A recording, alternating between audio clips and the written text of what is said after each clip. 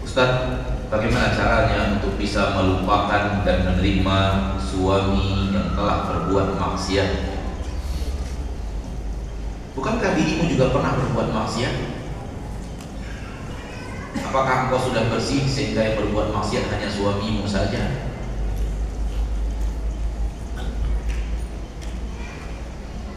Banyak orang lupa kenapa suaminya berbuat maksiat dan dia menderita dengan maksiat suaminya. Dia lupa yang mengundang maksiat kepada suaminya itu adalah maksiatnya dia kepada Allah Ta'ala.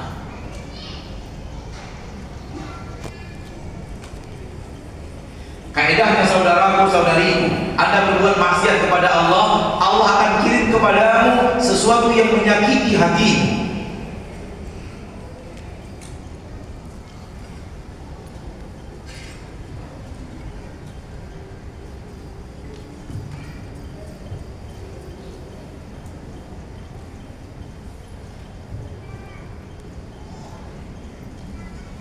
Kalau bisa pertanyaan disusun di bawah, baru diserahkan ke atas, supaya saya tidak kerja 4 kali menyusun, membaca, menerima, menyusun, membaca dan menjawab.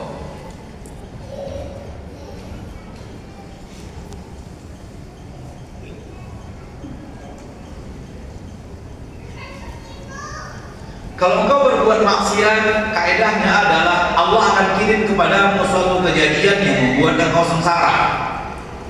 Kejadian itu ulah daripada dosa yang telah kau lakukan.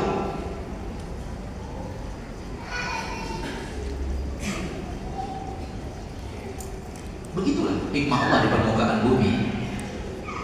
Wa kadzalika wa ja'alna ba'dakum li ba'din fitnah. Kami jadikan sebagian kalian untuk sebagian yang lainnya adalah ujian. Yang ini diuji dengan ini, yang ini diuji dengan ini.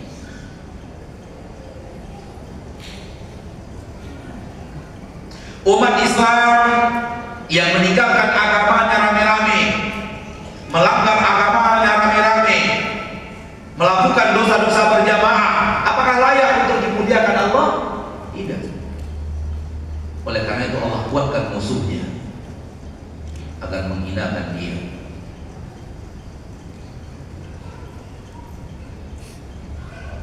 Jadi musuh kita kuat bukan karena mereka kuat, namun mereka sedang dikuatkan Allah. Tujuannya agar ia pakai musuhmu menghinakan diri, karena kelakuan adalah kelakuan yang pantas untuk dihinakan, bukan untuk dimuliakan.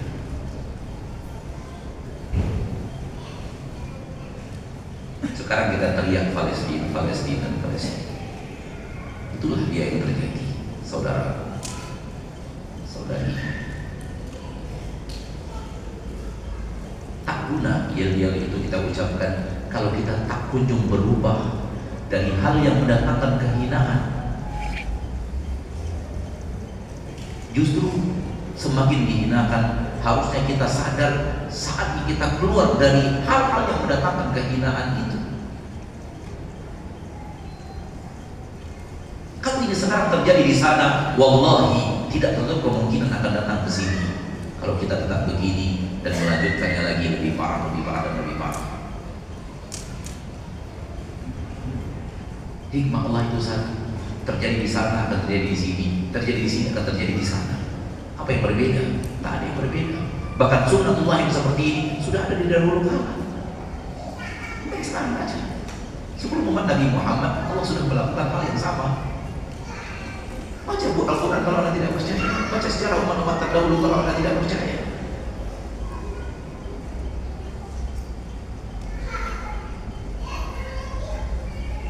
Maka wahai istri yang menyaksikan suaminya berbuat maksiat, pertama introspeksi diri.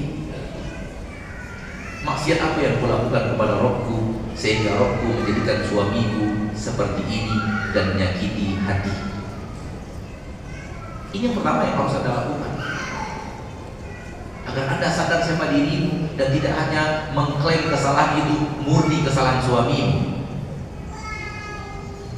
Boleh jadi engkau di rumah tak bersolek dan tak berhias untuknya. Boleh jadi di rumah baumu selalu bau dapur. Boleh jadi di rumah kata-katamu didengar oleh telinganya, sementara perkataan rekan kantornya begitu menggoda. Karena itu kesalahan yang kau lakukan sehingga membuat suamimu sudah melengos melihat dirimu. Engkau tak selalu wangi di hadapannya. Engkau tidak manjakan hidungnya, sementara hidungnya dimanjakan oleh rekan kerjanya. Kapan wanita-wanita karir yang masuk kantor berbau bawang? Kapan? Berbau cabai, berbau ikan asin? Gak ada. Semuanya necis, rapi, wangi, dan bahasa yang sangat indah untuk atasannya. Dan suamimu atasannya.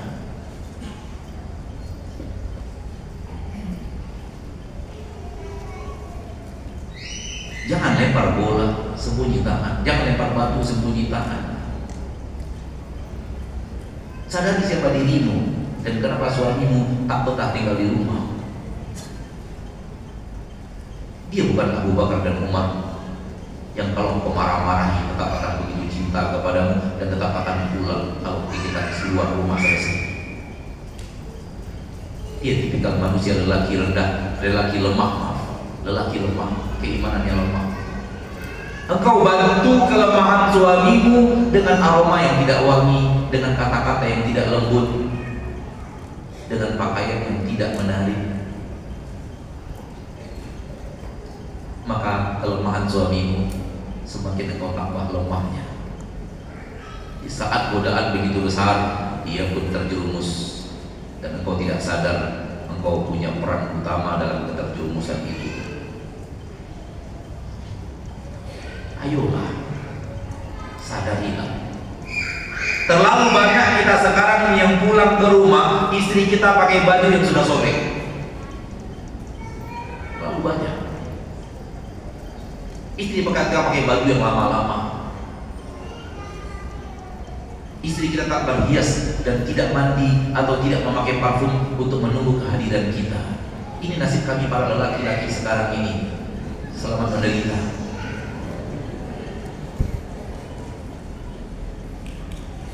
Kita jujur. Ini tempat yang harusnya jujur sejujur-jujurnya. Di mana kita mau jujur melakukan di sini? Hanya segelintir kecil lelaki-lelaki yang mendapatkan pelayanan hebat dari istrinya, penampilan hebat istrinya, wangi-wangi istrinya, dan istrinya yang selalu memakai pakaian seksi di hadapan dirinya.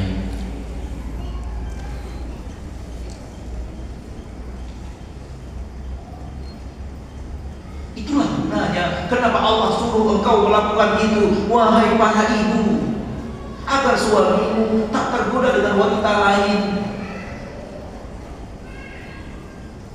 Itu kau lupakan tugas utamamu. Manjakan matanya, manjakan telinganya, manjakan hidungnya, manjakan mulutnya dengan makanan-makanan yang dia sukai. Itu tugas utamamu yang kau lupakan. Dan kau lupakannya baru 15 tahun. Lalu kau marahi dia ketika dia terlena oleh wanita lain yang menggodanya. Yang sayang kepadanya kamu, wanita itu hanya sayang dompetnya. Namun wanita yang sayang dompetnya, menservisnya lebih daripada wanita yang sayang dirinya yang sebenarnya. Apa tidak salah alamat?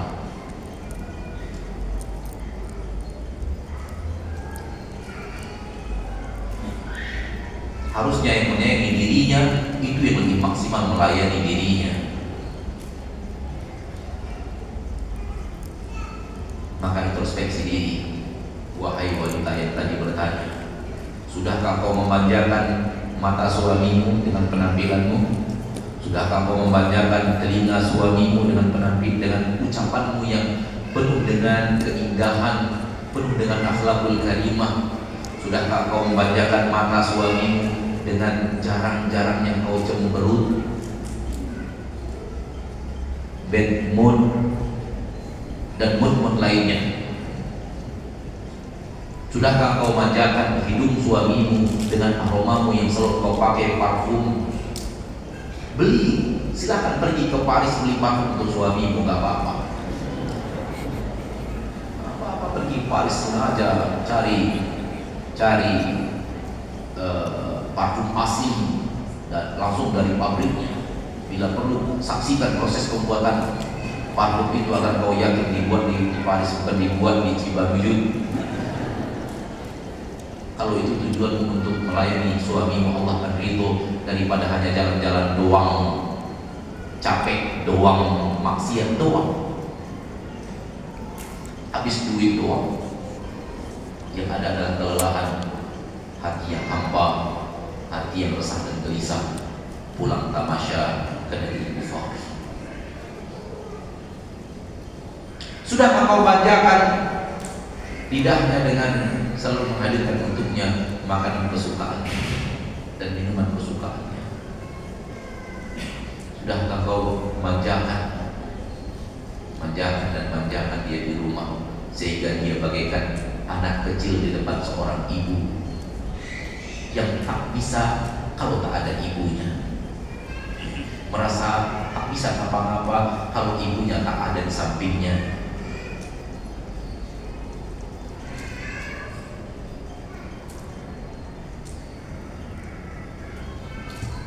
Kalau dia banyak godaan di sana, engkau apa yang imannya? Paham itu? Engkau tidak memberikan benteng sebenar dan di luar sana terlalu banyak yang menggoda dirinya. Inilah yang terjadi.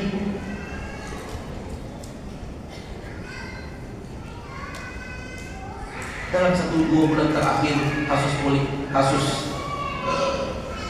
perselingkuhan datang kepada kita sebanyak 3 kali.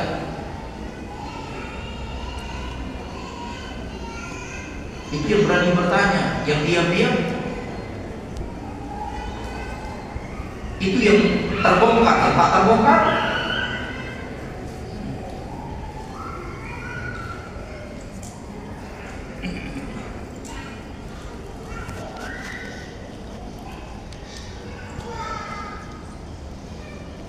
Ustaz, saya sudah lakukan semuanya yang Ustaz katakan tadi, saya sudah lakukan. Wallahi saya sudah lakukan Ustaz. Tapi suami saya memang begitu. Memang suamimu Fir'aun. Kalau suamimu Fir'aun, bertindaklah bagaikan Asia, tetap penduduk surga walau hidup di istana Fir'aun. Selamat mempelajari kehidupan dengan baik dan benar.